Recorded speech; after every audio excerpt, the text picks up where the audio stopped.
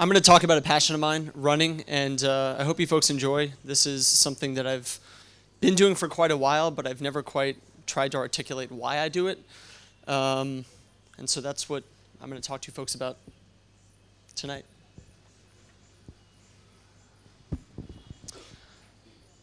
So I'd like to tell you a story about an obsession that I've had for the last 14 years. I am obsessed with running. I joined the cross-country team when I was in high school, when I was 13 years old. I walked on. I was never an athlete. I never thought of myself as an athlete. And this was a really tough sport for me at first because I wasn't in shape. I was trying to get in shape, and it sucked. It was very painful for the first couple weeks, I'd say. I saw a movie about this guy. This guy's name is Steve Prefontaine. He's one of the greatest American distance runners to live. And the movie's called Without Limits. It's not that great of a movie, but the story just blew my mind. And so I started running because I wanted to be this guy. This guy was my hero. I saw how hard he worked. I saw where it got him, and it really just inspired me and fired me up. So over the next few years, I was running on the cross-country team in my high school, and I finally actually made it onto the varsity squad, which was a big deal for me. We finally made it to the state championships, and it was a muddy and rainy day that day. But it was really great to be on that team and finally start to excel in the sport. Now, what's funny about this whole thing is that, as I mentioned earlier, I never really thought of myself as much of an athlete. So this is an event that I ran. It's called the steeplechase. It's a 3,000-meter race, but there's also equestrian hurdles, horse hurdles that you need to jump over. And this is an example of what happens when I'm put in a sport where there's any amount of coordination required. I'm going to fail miserably. And so the more I kind of started running and the more I got into it, the more I realized that there were so many other things that this sport was teaching me beyond just the competitive and the fitness aspect. But this was really a driving force in my life that got me through high school. It got me into college. It got me my first job out of college. It really taught me that strong work ethic, and I still really believe in that today. So by the time I got to college, I ran because I didn't really know what else to do. I'd been doing it for so long. It was such a part of my life that just like I did in high school, I walked onto the cross-country team at Carnegie Mellon. And there was a new set of challenges because the team kind of camaraderie wasn't the same. There was also much different types of races. So instead of 5Ks, now it was 8Ks. It was 10Ks. This was probably one of my best races when I was in college. And it looks like a really intense photo. It looks like I'm winning. But in fact, it's the race of my life, and I'm getting lapped. So it's always a sport for me where, there's always room for improvement. And ever since I've been 13, there's just always new things that I can learn and take on.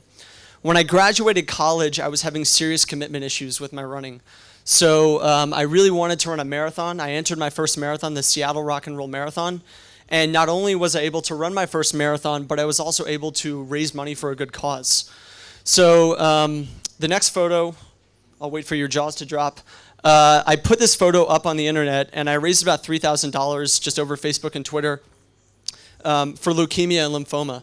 So now not only was I running for my own kind of personal reasons, but I was also running because I wanted to raise money for a good cause. What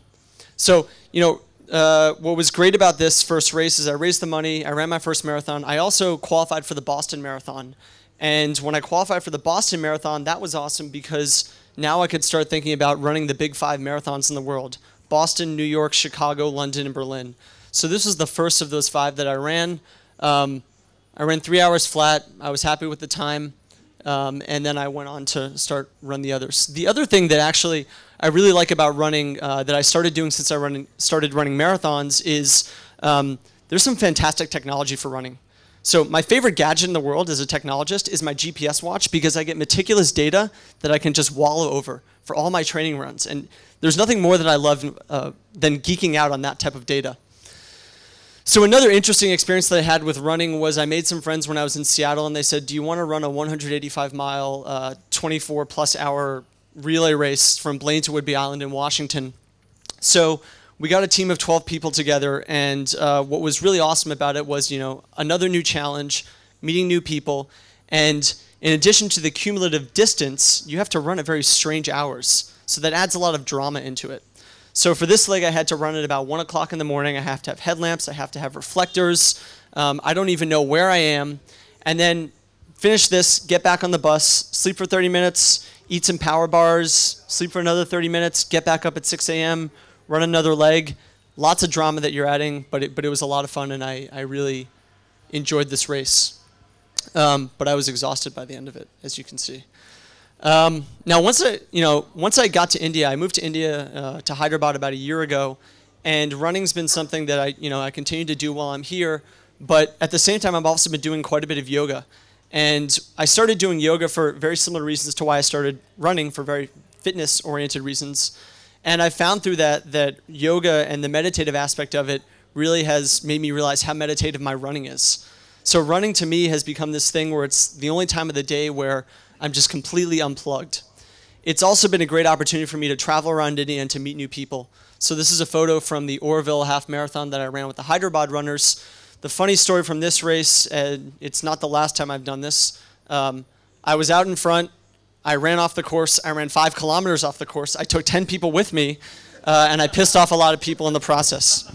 And then a few weeks later, when I was running a 10K in Bangalore, I actually passed a guy at the 9th kilometer, and he was still pissed off at me because it was one of the guys that I took along with me a few weeks earlier in Oroville.